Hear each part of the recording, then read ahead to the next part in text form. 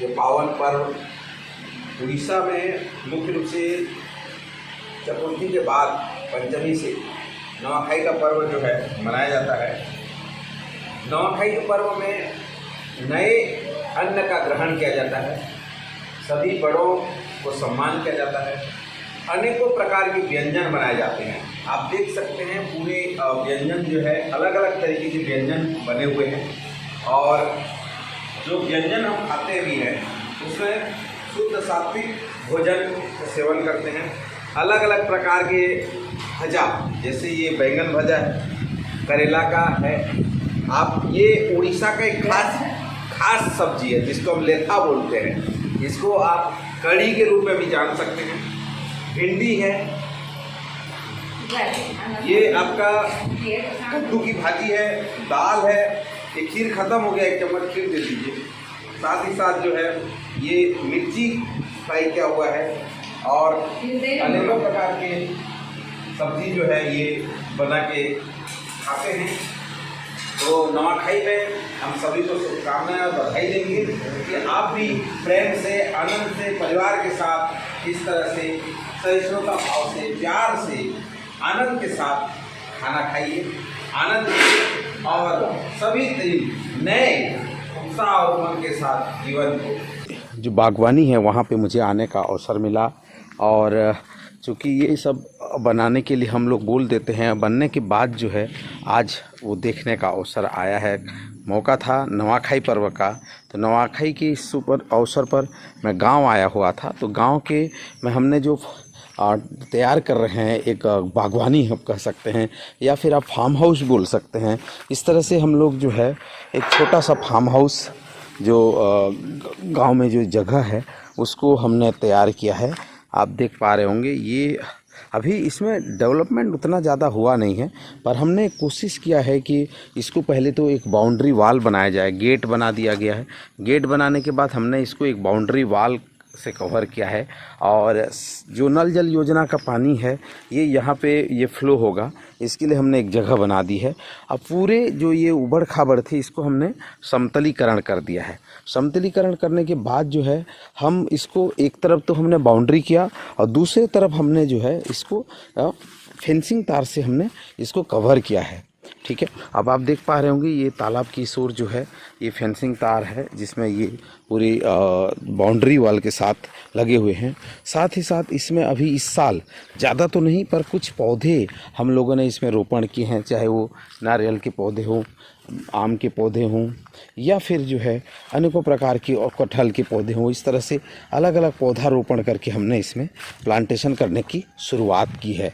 तो ये बिल्कुल आम के प्लांटेशन का जो ये है ये नज़ारा है, आपको दिख रहा होगा यहाँ से लगा हुआ, मतलब जो हमारी बागवानी है, जो हम एक फार्म हाउस तैयार कर रहे हैं, कहीं छोटा सा फार्म हाउस ही है, पर उससे लगा हुआ जो है ये यहाँ से तालाब है।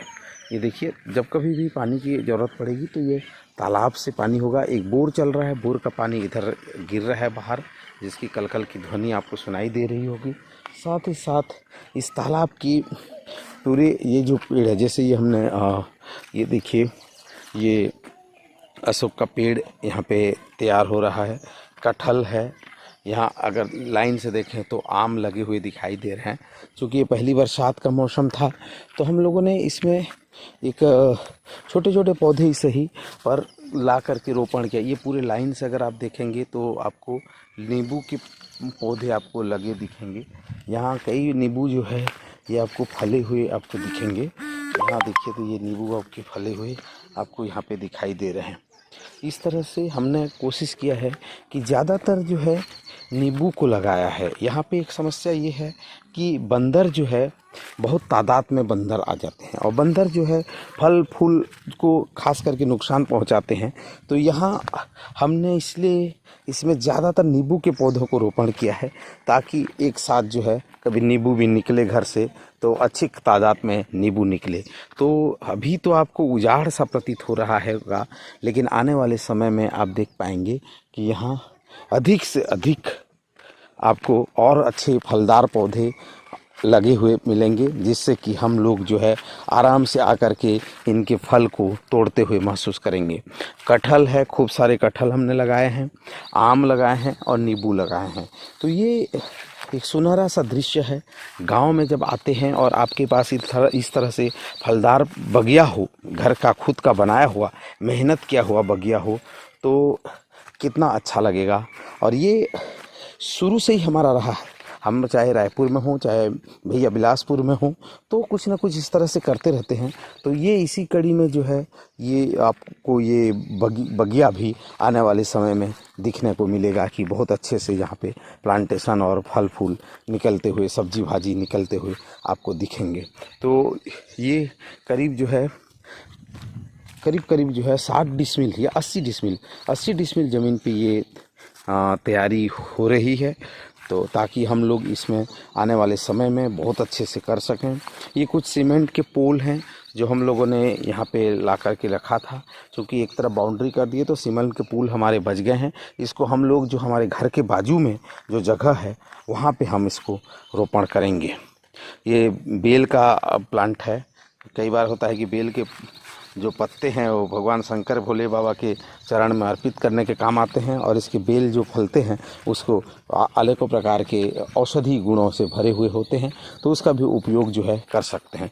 तो बागवानी में ये है कि आप कहीं पे भी रहें, थोड़ा सा प्रयास करें तो निश्चित रूप से उसका जो परिणाम है आपको आने वाले समय में मिलेगा, और वो चीज़ें जो है आप आसानी से देख भी पाएंगे। तो है, पर आप प्रकृति से जुड़े रहें, प्रकृति से प्यार करें, तो निश्चित रूप से जो है आपको प्रकृति कुछ न कुछ लौटाती है। ये मुनगा का पौधा है।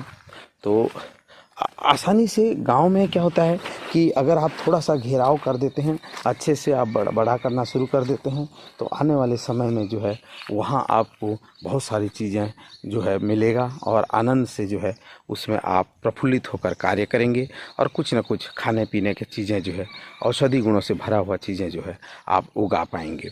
तो बनिए मेरे साथ और देखिए हमारे गांव का कुछ परिदृश्य, जहां पे आपको अनेकों चीज़ों से हम रूबरू कराने की कोशिश करेंगे। गांव में एक मंगल भवन का निर्माण किया गया है। ये आप देख भी पा रहे हैं, ये गांव का मंगल भवन है।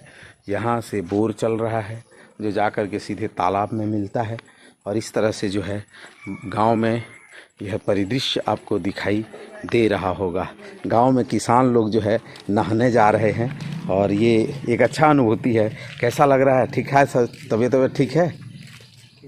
तो ये गांव का परिदृश्य है। ये नल जल योजना के तहत पूरे रोड को जो है गांव में जो सीसी रोड बनाया गया है उसको खोद दिया गया है, और यह दृश्य आपको गांव में हमेशा बना रहता है। तो एक अच्छी पहल है कि गांव में नल जल योजना के तहत हर घर में पानी की अदायगी हो, प्राप्ति हो।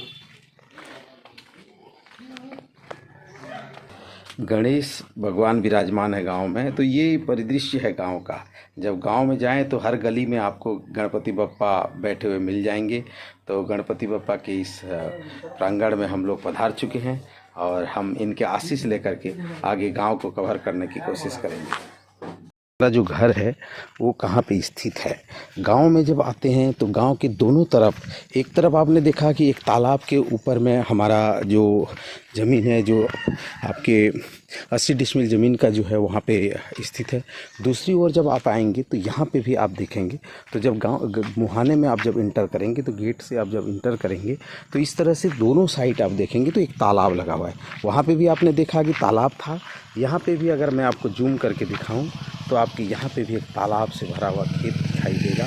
यहाँ से जब आप इंटर करेंगे तो हमारे छप्पर वाला घर जो पुराने पद्धति से जो बनते थे वो ही पद्धति से बना हुआ ये घर है। गलियों में जब आप घूमने जाएंगे, विचरण करेंगे, तो इसमें आप जो है देख पाएंगे कि आप जैसे आप देखिए इस सिनेरियो को, कार से जो है ये मूवमेंट हमारे घर का है। यहाँ से आप जब इंटर करेंगे तो आपको पूरे देखिए तालाब में नहाने हुए लोग आपको दिखाई देंगे। यहाँ आप जब आएंगे तो हमारा ये घर का रोड है, जहाँ पे हम अपने गाड़ियों को हम खड़े करते हैं। यहाँ दोनों तरफ आप देखेंगे तो फूल से लदे हुए लगा रखे हम लोगों ने, है ना। घर में भी इस तरह से स्वच्छता बना के रखते हैं। इधर आप देखेंगे तो यहाँ पे भी आपको जो है इस तरह से दोनों ओर फूल के प्लांटेशन लगे हुए हैं, गाड़ियाँ खड़ी हुई है, ये घर के हैं। और यहाँ पे भी अगर जाएंगे तो गांव में भी जब आप आते हैं तो आपको बहुत बड़े बड़े, जैसे यहाँ पे भी तोरई लगे हुए हैं, जैसे हमारे छत में तोरई लगे हुए हैं, यहाँ पे भी आपको तोरई जो है लगे हुए दिखेंगे। देखिए कितने बड़े बड़े लगे हैं, ये देखिए, इसको अगर आप देखेंगे तो आपका मन भी प्रफुल्लित हो जाएगा। इस तरह से बहुत बड़े बड़े यहाँ पे तोरई जो है गाँव में हो रहे हैं। यही है सिनेरियो। जब गांव में आप आते हैं तो गांव का परिवेश में ढल जाना, गांव के परिवेश में रहना, गांव के परिवेश में ही आपको जो है आनंदित होना, ये सब चीज़ें हो जाता है। तो ये दृश्य जब आप अंदर घुसते हैं तो दोनों साइड में आपकी जगह है, और यहाँ पे आप आते हैं तो आपको प्लांटेशन आपको दिखाई देना शुरू हो जाता है। आम का पौधे हमने लदे हुए दिखाए थे, उसी प्रकार आम के पेड़ और आम की चीज़ें जो है।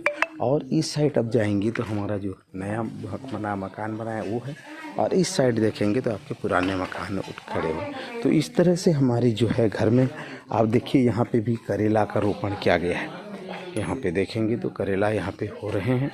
ये अगर देखिए करेला फले हुए भी हैं, ठीक है। साथ ही साथ अगर आप इधर देखेंगे तो वही तोरई के सेल लगे हुए हैं, देखिए दिख रहा है आपको। नीचे से अगर देखेंगे तो पूरे झूलते हुए आपको दिखाई दे देंगे, ये बड़े बड़े दिख रहे हैं। साथ ही साथ यहाँ पर बैंगन लगे हुए हैं। कटहल तो अभी खैर कटहल का सीज़न नहीं है, पर कटहल जो है वो हो गया। नींबू तो इतने बड़े बड़े होते हैं कि मन प्रफुल्लित हो जाता है नींबू से, ठीक है।